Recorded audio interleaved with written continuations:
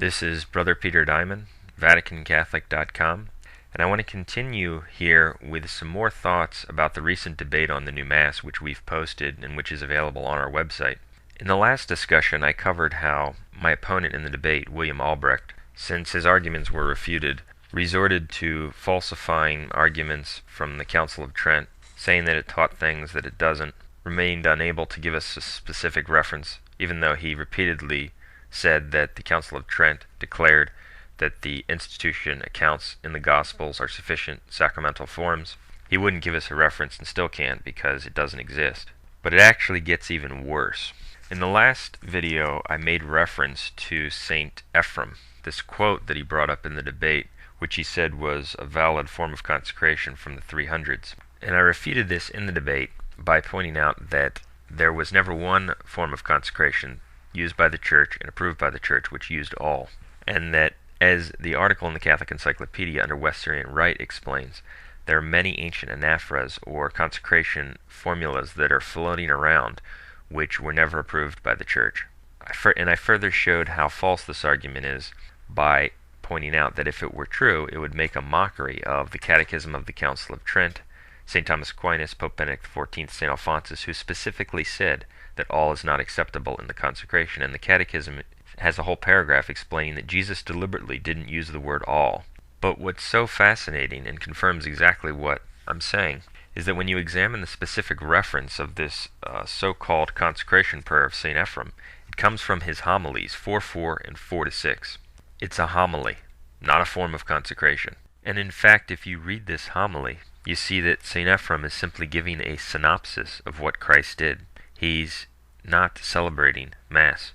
And he's saying things like, when the disciples understood by faith that they had eaten of Christ's body, he went on to explain. And he says, he took the cup saying it was his blood. This is truly my blood, which is shed for all of you. All of you. In other words, the faithful. He doesn't even say all men. But even if he did, it would be completely irrelevant, because he's simply giving a synopsis of what occurred. And so exactly as I said, this wasn't a valid form of consecration, but in fact, it's not even an ancient form of consecration that had never been approved. It's simply a homily. And so the argument, just like the argument he made from Trent, was completely false, and the way he used it, spurious. But the fraud actually reaches a new level. In the face of my rebuttal that this was never approved as a valid form of consecration, here's what William Albrecht said in the debate. And in fact, this very homily of Ephraim the Syrian was used and was even said to be valid by the great biblical scholar Jerome. In fact, throughout many churches during Ephraim the Syrian's day, right after Scripture was read, these very portions of his homily were read in churches, and it's quite interesting that we never hear that Ephraim the Syrian was in error here, or that this is blasphemous that he used such a formula in his consecrations. Did you catch that? Let's hear it again. And in fact, this very homily of Ephraim the Syrian was used and was even said to be valid by the great biblical scholar Jerome. In fact, he says boldly, with almost a sense of giddiness, that St. Jerome confirms St. Ephrem's homily, not consecration prayer, as a valid form of consecration. After the debate, I asked Mr. Albrecht for that specific reference, since he didn't give any specific reference in the debate itself.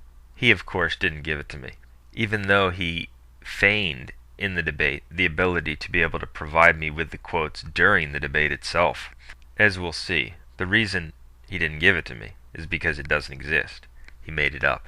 And let me emphasize that we're not talking here about whether St. Jerome praised the homily or praised his writings or said that his writings were read in churches. We're analyzing whether he ever said that his homily was used as a valid form of consecration. And if he can't produce a quote which states that St. Jerome said it was valid for the consecration, he is proven again to be a total liar and fraud. Now, before I continue with this, I want to mention that after our first debate on the sedevacantist issue, immediately after the recording stopped, he was asking for a debate on the new Mass. And I've discovered his tactic, that as soon as he loses a debate miserably and is embarrassed, he begs for a rematch so that it will hopefully distract people from the last encounter.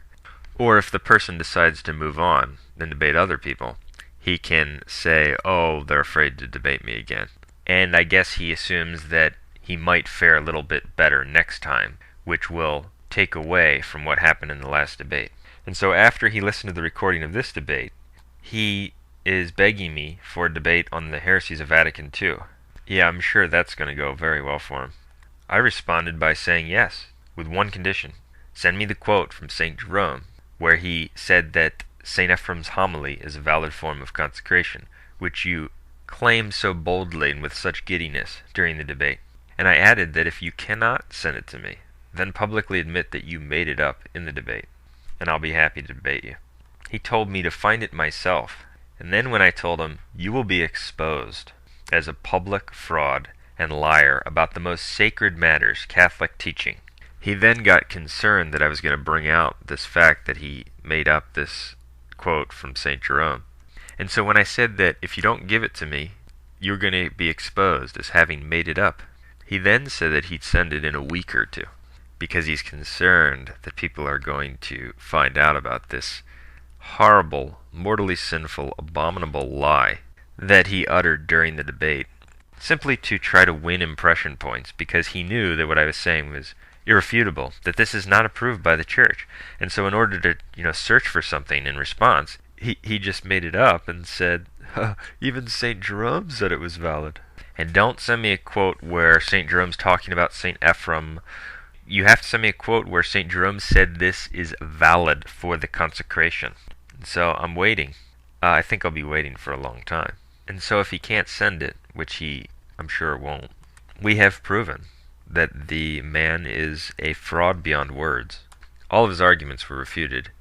And in addition, he makes up lies. He lies publicly in a debate, and that's why debates are so great, because what you say is recorded, and you can be held to it. But what's so interesting is that we also saw Albrecht lie right in the debate, if you were listening carefully. We saw numerous examples of lies.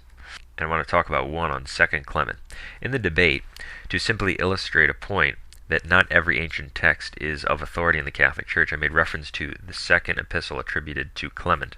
The first epistle of Clement is, of course, of great doctrinal importance because it shows papal primacy exercised in the East in the 1st century. The second, however, is of questionable authorship. The dominant opinion is that it's not clear that he wrote it. And so I simply brought that up as an additional fact. And here's what Albrecht says. It is lovely the fact that patristic quotations cause Peter Diamond to, I suppose, shudder, and he begins to regard Clement and the second letter and several other documents as being spurious. You can toss Ignatius in there too, Peter, if you want.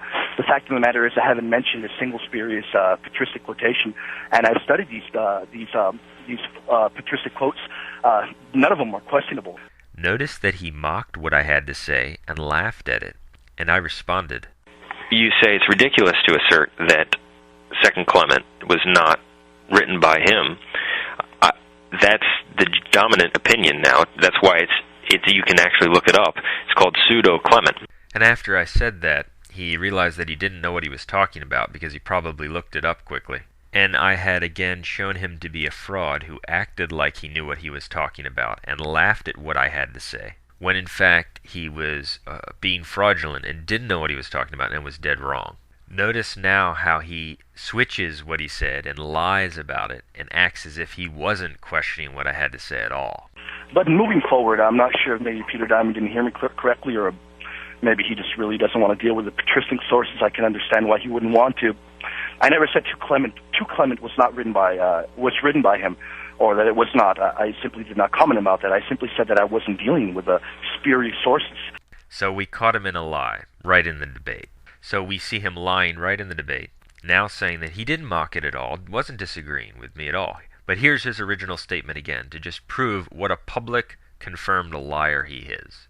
It is lovely the fact that patristic quotations cause Peter Diamond to, I suppose, shudder, and he begins to regard Clement and the second letter and several other documents as being spurious. You can toss Ignatius in there too, Peter, if you want. So we see him lying right in the debate. There were numerous other things he lied about in the debate, which you can pick up if you listen to it carefully. The full MP3 is on our website, vaticancatholic.com.